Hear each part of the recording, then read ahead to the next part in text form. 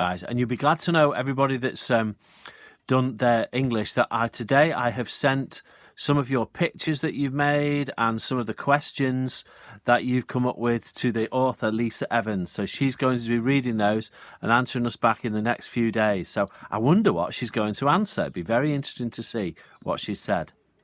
Right, let's get on with the rest of chapter 17. Yesterday, we were still in the cafe above the bingo hall, where Leonora, who was with her dog Pluto, was chatting to Stuart. And yesterday we found out, because Leonora told us, that teeny tiny Tony Horton's wife, girlfriend Lissa, they never found her body in the fire. It was just that we think she might have disappeared during a special trick in the Well of Wishes that Tony had created. So we'll follow up now from where we stopped yesterday. No trace of Lily was ever found. Plenty of the workers had heard them rowing, and some people assumed that she'd taken the chance to leave.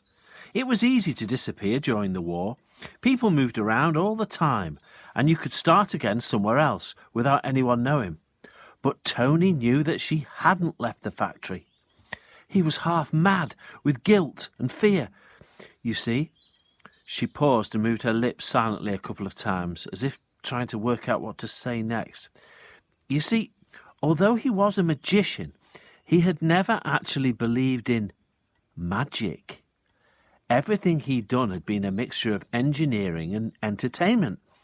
And now, a purse full of coins had changed all that he knew, all that he understood. He told me that he was certain that Lily was alive somewhere, and he thought if he could rebuild the Well of Wishes, if he could recreate it exactly, that he could follow her. So it's a bit like he thinks that she went through a portal, and he has to rebuild the portal to go and get her back. So he started working secretly. He locked himself away. He gave performance only in order to raise the money to carry on with his search. His only wish in life was to find Lily. And one day, 4 years after the fire, in the hidden workshop, I think he succeeded. You mean that's when he disappeared? Asked Stuart. Leonora nodded. But where did Lily go? He asked. What did she wish for? Where did the coin take her? I don't know, said Leonora. I've spent 50 years wondering. But if I track down the workshop, said Stuart, then maybe we'll find out. She smiled, her face looking suddenly very young. Yes, maybe, she said, and she held out the scrapbook towards him.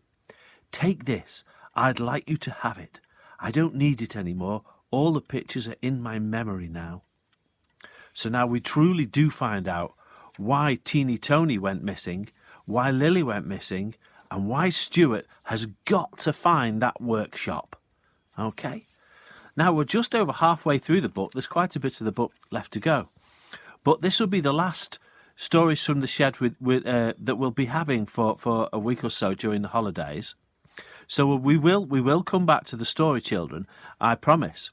But before we finish tonight, I want to tell you, just to remind you, tomorrow when you go onto your Seesaw, we'll have put lots of activities for you to keep doing through the holidays to keep you reading, and a whole other manner of fun activities for you to do. So make sure that you have a look at that tomorrow, and there'll be loads of things to keep you occupied over the holidays. Okay?